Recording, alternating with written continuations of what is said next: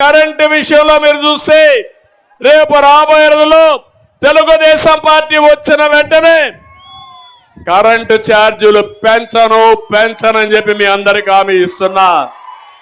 నూతన సంవత్సరం వేళ ఏపీ ప్రజలకు కూటమి ప్రభుత్వం భారీ కానుక ప్రకటించింది. విద్యుత్ వినియోగదారులకు భారీ ఉపశమనం ఇచ్చే కబురు అందించింది. 4,497 కోట్ల రూపాయల ట్రూ-అప్ ఛార్జీల భారాన్ని జనంపై మోపకుండా ఆ మొత్తం భరించేందుకు ప్రభుత్వం సిద్దమైంది. గత సెప్టెంబర్లో 923 కోట్ల రూపాయలకు ట్రూ డౌన్ చేసి రికార్డు సృష్టించిన ఏపీ ప్రభుత్వం తాజాగా మరోసారి వినియోగదారులకు ఊరట కలిగించే నిర్ణయం తీసుకుంది.